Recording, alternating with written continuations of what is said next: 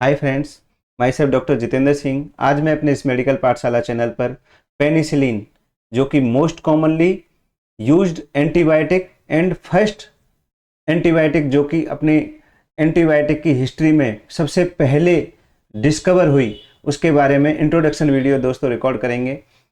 तो penicillin actually जो एक अलेक्जेंडर फ्लेमिंग नाम का एक साइंटिस्ट था, स्कॉटिश बैक्टीरियोलॉजिस्ट था।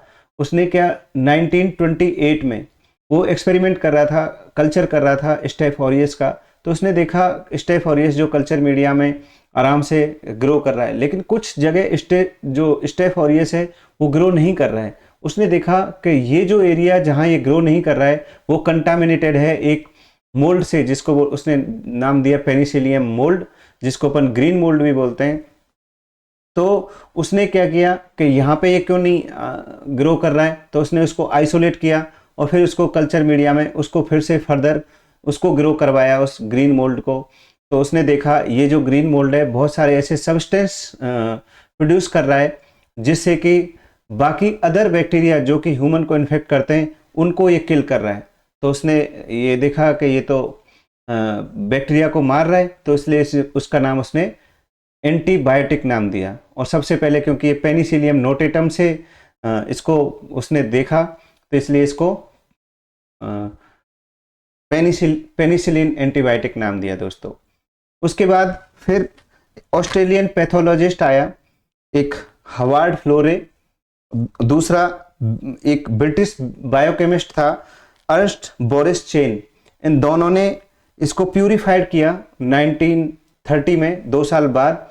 फिर उसके बाद 1941 में इंजेक्टेबल फॉर्म में अपने मार्केट में पेनिसिलिन इंजेक्शन दोस्तों डिस्कवर हुआ।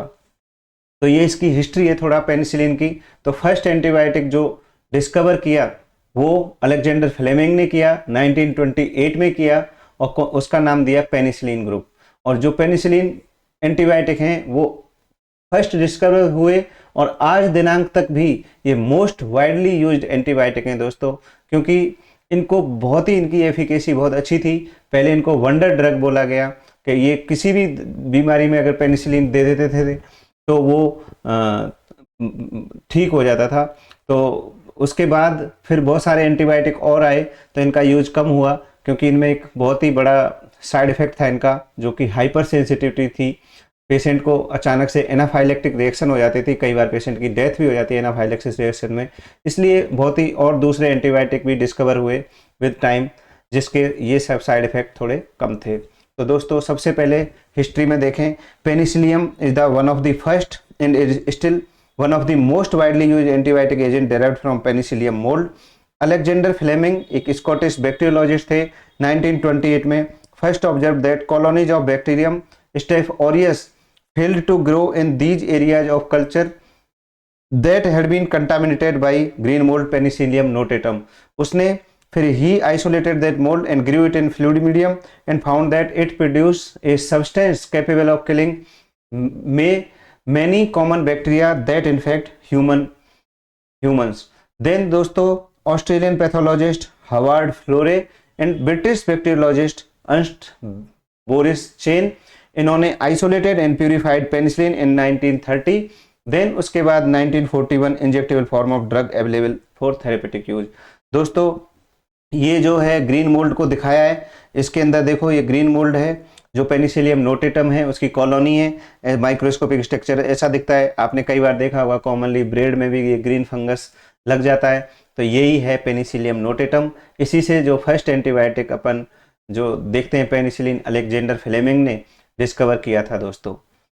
इसके बाद पेनिसिलिन के अपन अभी थोड़ा सा कॉमन फीचर्स, क्या क्या पेनिसिलिन के कॉमन फीचर्स होते हैं दोस्तों, उसके बारे में सारे जो भी पेनिसिलिन अपन पढ़ेंगे, जो भी ईच मेडिसिन के लिए अपन सेपरेट मेडिसिन के लिए अपन सेपरेट वीडियो जो रिकॉर्ड करेंगे, उनमें ईच मेडिसिन के अंदर ये जो पॉइंट हैं, ये सारे मेडिसिन के अंदर जो भी ईच ड्रग है पेनिसिलिन से रिलेटेड ग्रुप के, उसके अंदर सारे ये कॉमन फीचर्स हैं। इनको मैंने एक साथ लिखा है इंट्रोडक्शन में।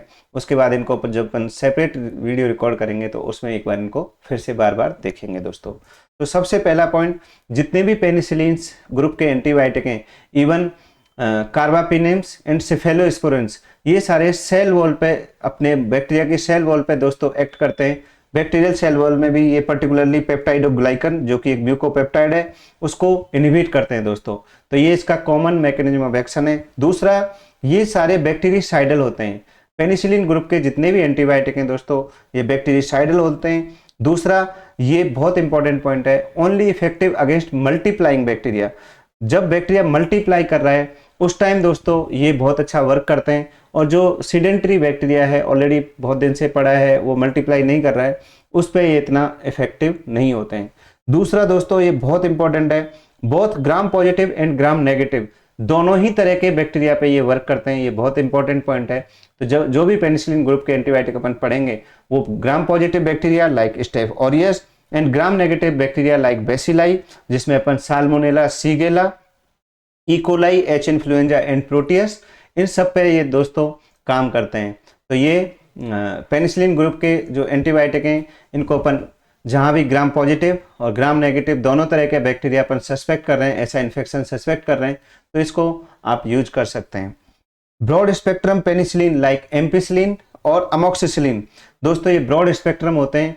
ये इनके बारे में हम मेनली आज जो अपन सेपरेट वीडियो रिकॉर्ड करेंगे इनके लिए, एम्पिसिलिन और अमोक्सिसिलिन ये ब्रॉड स्पेक्ट्रम पेनिसिलिन है, बट इनका एक ही साइड इफेक्ट है, ये जो पेनिसिलिनेज एंजाइम होता है, पेनिसिलिनेज एंजाइम है जो कि ये स्टेफ ऑरियस या जो बीटा लैक्टमेज प्रोड्यूसिंग जो वो बैक्टीरिया हैं वो सिक्रीट करते हैं और इसको इनएक्टिवेट कर देते हैं। एम्पिसिलिन और अमोक्सिसिलिन दोनों को ही इनएक्टिवेट कर देते हैं। और तीसरा चीज दोस्तों जो इनका साइड इफेक्ट होता है पेनिसिलिन ग्रुप का, जो कि अपने को याद रखना है, हाइपर सेंसिटिविटी रिएक्शन बहुत ही कॉमन होता है इनमें। 1:10% ऑफ एक्सपोज्ड इंडिविजुअल के अंदर हाइपर सेंसिटिविटी रिएक्शन होती है। इसके अंदर एनाफाइलेक्टिक रिएक्शन भी हो सकती है 0.05% पेशेंट के अंदर। दोस्तों ये इसी वजह से इनका यूज रेस्ट्रिक्टेड हो गया बाकी अदर एंटीबायोटिकों की जो रिसर्च करी साइंटिस्ट ने, क्योंकि ये बहुत ही सीरियस साइड इफेक्ट है और काफ़ी कॉमन है। 1:10% ऑफ एक्सपोज इंडिविजुअल, अगर आपने 100 लोगों को ये दिया तो 10 लोगों को इससे रिएक्शन हो सकता है। और एनाफाइलेक्टिक रिएक्शन भी, सीरियस एनाफाइलेक्टिक रिएक्शन भी हो सकता है 0.05% पेशेंट को, इसलिए इनका यूज थोड़ा आज के टाइम में थोड़ा लिमिटेड हो गया। बाकी ये बहुत अच्छे एंटीबायोटिक है पेनिसिलिन। दोस्तों नेक्स्ट अब अपन इसके लिए सेपरेट वीडियो रिकॉर्ड करेंगे ampicillin and amoxicillin. Thank you दोस्तों।